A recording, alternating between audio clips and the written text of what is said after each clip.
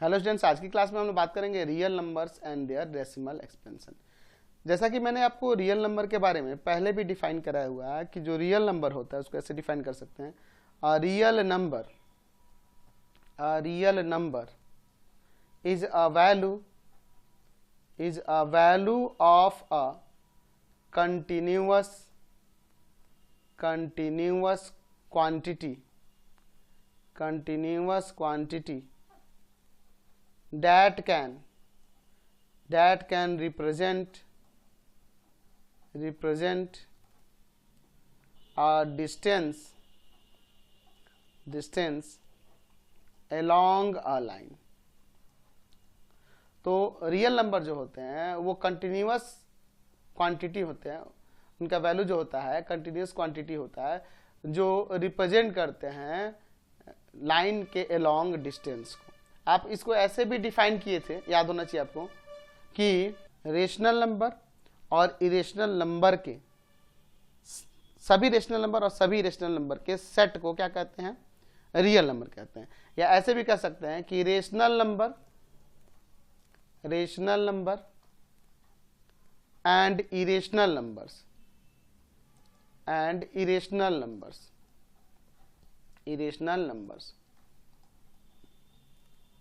are known as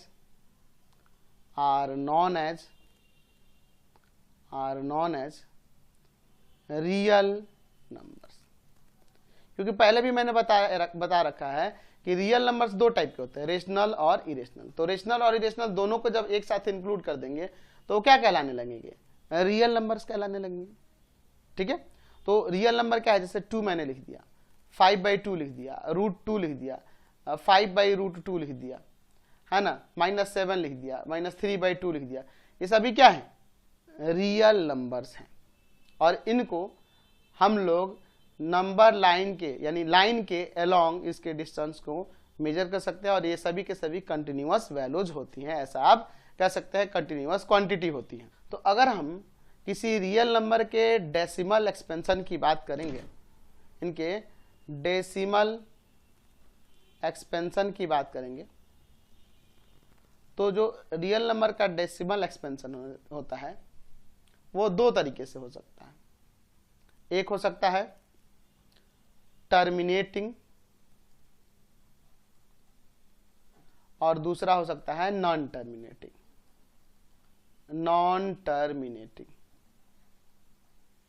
ठीक है, rational number जो होगा, रेशनल नंबर वो टर्मिनेटिंग और नॉन टर्मिनेटिंग दोनों होते हैं, और इरेशनल जो होता है नॉन टर्मिनेटिंग होता है। ठीक है, अब कैसे पता चलेगा?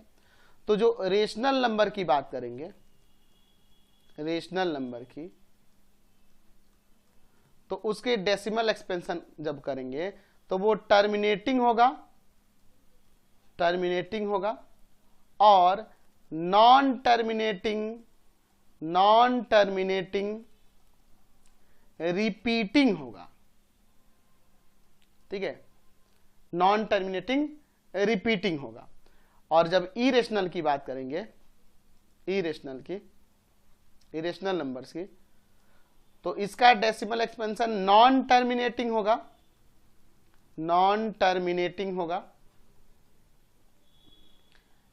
एंड नॉन रिपीटिंग होगा। ठीक है, तो जो रेशनल नंबर होंगे उनका डेसिमल एक्सपेंशन टर्मिनेटिंग और नॉन टर्मिनेटिंग रिपीटिंग, और इरेशनल नंबर में ना ही टर्मिनेट होगा और ना ही रिपीट करेगा। तो चलिए इसके डिफरेंस को हम लोग थोड़ा समझ लेते हैं। मैं यहाँ पर एक रेशनल नंबर लिखता हूँ 1/8 और दूसरा लिखता हूँ 1/7। तो जब इसे डेसिमल में मैं करूंगा, देखो 0 लगा दूंगा, 1 टाइम्स में 8 2 0, 2 टाइम्स में 16 4 0, 5 टाइम्स में 40, टर्मिनेट हो गया। यानी कि 1/8 को हम लोग 0.125 लिख सकते हैं। तो ये डेसिमल के कुछ प्लेस तक जाकर टर्मिनेट हो गया, पूरी तरह से कट गया। तो इस तरह के डेसिमल एक्सपेंशन को क्या कहते हैं? टर्मिनेटिंग। क्या बोलते हैं? टर्मिनेटिंग। तो ये ऐसा रेशनल नंबर है जिसका डेसिमल एक्सपेंशन टर्मिनेटिंग है। अच्छा, ऐसे भी कह सकते हैं ये ऐसा रियल नंबर है जिसका डेसिमल एक्सपेंशन क्या हो जाएगा? टर्मिनेटिंग हो जाएगा। अच्छा, 1/7 की बात करते हैं। यहाँ पर 7, यहाँ पर 1, 0 यहाँ लग जाएगा डेसिमल लगाने के बाद। 1 टाइम्स में 7, 3 0, 4 टाइम्स में 28, 2 0, 2 टाइम्स में 14, 6 0, 8 टाइम्स में 56, 4 0, 5 टाइम्स में 35, 5 0, 7 टाइम्स में 49, फिर 1 आ गया, फिर 1 के बाद 0 लगा, फिर 1 आएगा, यही आएगा, ऐसे ही आते जाएगा, यानी कि 0.142857, फिर वही आएगा 142857, 142857, यही बार बार रिपीट होता रहेगा। तो इसके ऊपर बार दे देते हैं। तो इस तरह का decimal expansion non terminating repeating कहलाता है, यानी कि रिपीट कर रहा है, टर्मिनेट नहीं कर रहा है, नॉन टर्मिनेटिंग है एंड रिपीटिंग है, ये बार बार रिपीट कर। ये दोनों जो आपने रियल नंबर देखे 1/8 और 1/7, एक्चुअल में ये कैसे नंबर है? रेशनल है। ये रियल नंबर तो है लेकिन रेशनल रियल नंबर है। और इन रेशनल नंबर का देख रहे हैं, एक का टर्मिनेटिंग हो जा रहा है और दूसरे का नॉन टर्मिनेटिंग रिपीटिंग हो रहा है। अच्छा, एक और मैंने बताया कि जब ऐसा रियल नंबर जो इरेशनल होगा तो उसका decimal expansion non terminating repeating होगा। तो जैसे मैं यहाँ पर √2 की बात करूँ तो इरेशनल नंबर है, तो इसका डेसिमल एक्सपेंशन 2.000000000, 2 का पेयर बना के हम लोग इसका डेसिमल में वैल्यू निकालते हैं ना, 1 से लेते हैं 1 टाइम्स में 1 1, यहाँ 1 1 2 पॉइंट लेंगे, यहाँ पर 4 टाइम्स में ले जाएंगे, डबल 0 आ जाएगा, 4 टाइम्स में आपका 96, फिर 4 डबल 0, यहाँ पे 28, यहाँ 1 टाइम्स में ले जाएंगे, फिर इसी तरह निकालते हैं। तो डेसिमल में जब इसका निकालिएगा वैल्यू इसका, तो √2 का वैल्यू जो आएगा इसका, अगर मैं कैलकुलेट करूं तो √2 इक्वल टू में आ जाएगा 1.414213762309504888 ऐसे जा रहा है। तो देखिए यहाँ पर क्या हो रहा है, यहाँ पर हम देख रहे हैं, एक ही बार 1 होगा, तो यहाँ देख रहे हैं कि ये जो डेसिमल एक्सपेंशन है, देखिए यहाँ 4 के बाद 1 है, यहाँ 4 के बाद 1 है, 4 2 1 आ गया, 4 के बाद 1 है, यहाँ देखिए 4 के बाद 2 आ गया, यहाँ 1 के बाद 3 है, यहाँ 1 के बाद 4 है, देख रहे हैं ना, यहाँ 2 के बाद 3 है, यहाँ देखिए 2 के बाद 1 है। तो कभी भी ये किसी पैटर्न को नहीं फॉलो कर, यहाँ 3 के बाद 7 है, यहाँ 3 के बाद 0 है, तो ये किसी पैटर्न को फॉलो करके नहीं चला है, कहीं भी कोई भी डिजिट आ जा रहा है। तो इस तरह का decimal expansion non terminating non repeating कहलाता है, यानी कि ये कभी कटेगा भी नहीं और ना ही रिपीट भी करेगा। तो यहां से आपको पता चल गया कि जो रियल नंबर्स होते हैं उनका डेसिमल एक्सपेंशन टर्मिनेटिंग और नॉन टर्मिनेटिंग होता है। तो रियल नंबर में रेशनल और इरेशनल दोनों आते हैं। तो रियल नंबर यानी रेशनल जब होंगे तो उनका डेसिमल एक्सपेंशन टर्मिनेटिंग हो सकता है और नॉन टर्मिनेटिंग रिपीटिंग हो सकता है। लेकिन जब इरेशनल नंबर की बात करें, इरेशनल रियल नंबर की बात करें, तो उसका decimal expansion non terminating non repeating होता है। चलिए अब हम एक ग्रीक सिंबल पाई की बात करते हैं। पाई ये एक ग्रीक सिंबल है पाई। एक्चुअल में इस पाई का नियरेस्ट वैल्यू हम लोग कहते हैं 3.14 और 22/7। एक्चुअल में पाई का ये एग्जैक्ट वैल्यू नहीं है, नियरेस्ट वैल्यू है। अगर मैं पाई की बात करूं तो पाई एक इरेशनल नंबर होता है, इरेशनल नंबर होता है। क्यों? क्योंकि पाई का वैल्यू जो होता है वह नॉन टर्मिनेटिंग नॉन रिपीटिंग होता है, यानी कि कभी कटेगा भी नहीं और कभी रिपीट भी नहीं करेगा। तो अगर हम लोग इसको कैलकुलेट करना शुरू करें तो पाई का वैल्यू मैं देखिए यहाँ पे डेसिमल में कुछ प्लेसेस कर लेता हूँ, 3.14159897932384626433833279 ऐसे बढ़ते जाएंगे। तो ये डेसिमल एक्सपेंशन कैसा देख रहे हैं? Non terminating non repeating. तो एक्चुअल में ये पाई क्या होता है?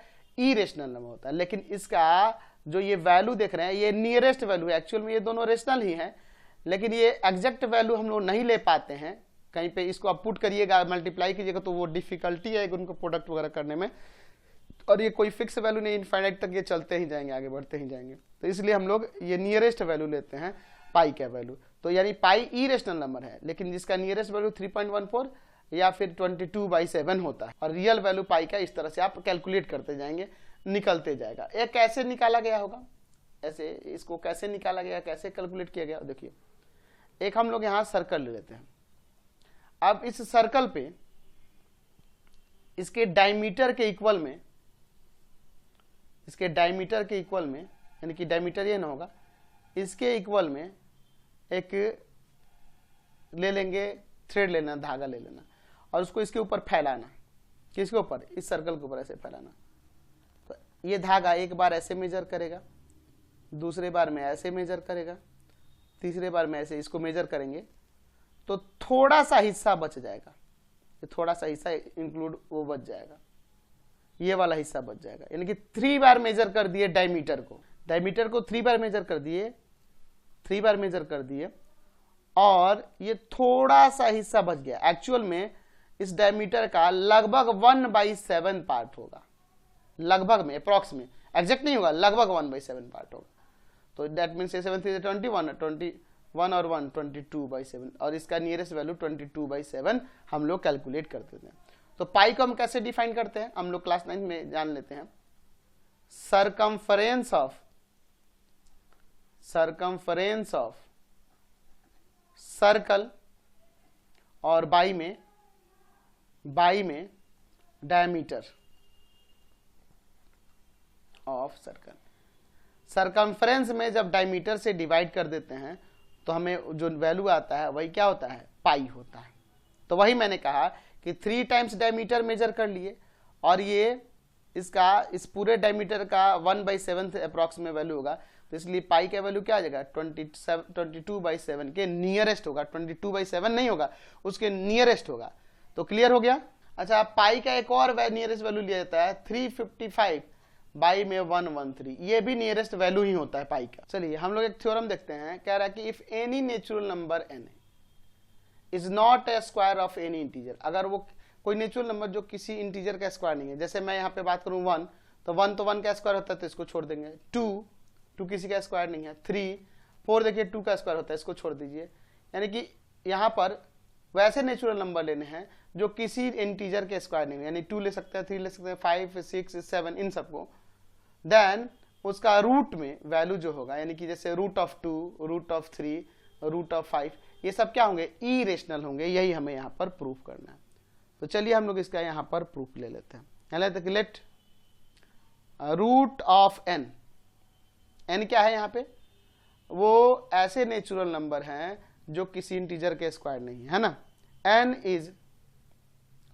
Is a rational number. ऐसा सपोज कर लेते हैं कि रेशनल नंबर है। ये पॉसिबल तो नहीं है, लेकिन अगर है तो यहाँ पे ये मान लेते हैं कि रेशनल नंबर है। लिख देते हैं इफ इट पॉसिबल, अगर यह पॉसिबल है तो। हमने यहाँ पे सपोज कर लिया कि ये क्या है? Rational number. तो जब रेशनल नंबर है तो लिख सकते हैं कि by definition of rational number के डेफिनेशन से क्या हो जाएगा? तो रेशनल नंबर को हम p/q के फॉर्म में या a/b के फॉर्म में रिप्रेजेंट कर सकते हैं। या लिख सकते हैं कि where a/b belongs to integer, a और b क्या है? इंटीजर है, and b not equal to 0, denominator में 0 नहीं है। अच्छा, ये भी कह लेते हैं कि a एंड b आर को प्राइम। अच्छा, को प्राइम करने का मतलब कि इनका a और b में कॉमन फैक्टर सिर्फ 1 है, 1 के अलावा और कोई कॉमन फैक्टर नहीं है। आप ऐसे भी लिख सकते हैं कि a and b are integers in which there is no common factor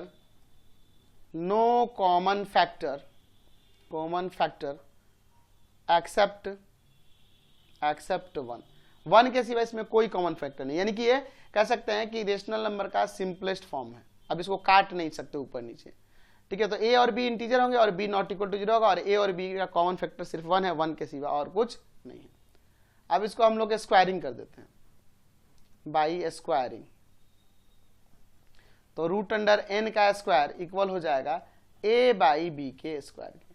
that means n equal to में आ जाएगा a²/b²। ध्यान दीजिए, यहाँ पे आप लिख सकते हैं कि नहीं, b² इक्वल टू में a² n। n क्या है? आपका नेचुरल नंबर है। तो जब इस नेचुरल नंबर में ए स्क्वायर में डिवाइड करते हैं, ए क्या था, इंटीजर था, इंटीजर का स्क्वायर इंटीजर, जब इंटीजर में नेचुरल नंबर से डिवाइड करने पे हमें बी ए स्क्वायर, तो बी क्या था, इंटीजर, तो जब ए स्क्वायर में एन से डिवाइड करने पे हमें इंटीजर आ रहा है, इसका मतलब ए स्क्वायर एन से कंप्लीटली डिविजिबल है। तो इसका मतलब लिख सकते हैं कि यहां पर n डिवाइड्स ए स्क्वायर, तो जब ए स्क्वायर को डिवाइड कर रहा है तो वो ए को भी डिवाइड करेगा, n डिवाइड्स ए, n ए को डिवाइड करता है। अब जब n जो है ए को डिवाइड करता है तो a इक्वल टू में हम इस तरह से नहीं लिख सकते हैं एन सी, क्योंकि a n का मल्टीपल होगा, कभी ना n से डिवाइड हो रहा है, तो एन सी लिख सकते हैं ना, वेयर यहाँ पे जो c है इंटीजर है, c बिलोंग्स टू इंटीजर, ऐसे लिख सकते हैं। तो अब इसमें पुट कर देते हैं, इस वाले में, इसके नीचे वाले स्टेप में, इसमें तो बी स्क्वायर इक्वल टू में ए की जगह पे क्या होगा, एन सी का स्क्वायर और बाई में एन, तो बी स्क्वायर इक्वल टू में n square c square by n, देख रहा ना, यहाँ एक एन से एक एन कट जाएगा, इसको डिवाइड में देते हैं, तो बी स्क्वायर बाई एन किसके इक्वल हो गया, सी स्क्वायर के। तो देखो बी स्क्वायर में इंटीजर से नेचुरल नंबर से डिवाइड करने पर, बी स्क्वायर इंटीजर है, इंटीजर में नेचुरल नंबर से डिवाइड करने पे इंटीजर आ रहा है, तो जब ये इंटीजर आ रहा है यानी ये इसको कंप्लीटली डिवाइड करता है, यानी लिख सकता है कि n डिवाइड्स बी स्क्वायर, तो जब बी स्क्वायर को डिवाइड करता है तो n b को भी डिवाइड करेगा, तो n डिवाइड्स b, तो n a को भी डिवाइड करता है और n b को भी डिवाइड करता है। इसका मतलब, या इसको फर्स्ट ले लो और इसको सेकंड, यहाँ लिख सकते हैं कि from first and second A and B have a common factor n, इन दोनों में एक कॉमन फैक्टर क्या है, n है, लेकिन हमने तो ऊपर लिया था कि a और b में कॉमन फैक्टर जो है 1 के सिवा और कुछ नहीं है, तो यहाँ पे लिख सकते हैं कि आवर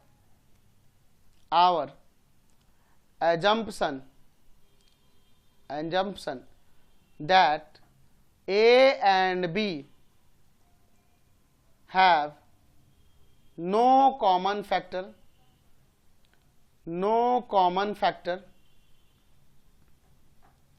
except 1, ये हमने माना था। तो ये हमारा जो है ये रॉन्ग हो गया। जब ये रॉन्ग हो गया, therefore root n is not a rational number, ये रेशनल नंबर भी नहीं होगा। तो जब ये रेशनल नंबर नहीं है तो कैसा नंबर है, इरेशनल नंबर है, hence root n is an irrational number, हमने इसे दिखा दी। तो समझ गए, यहां से क्लियर हो गया, ये इरेशनल नंबर है, ठीक है।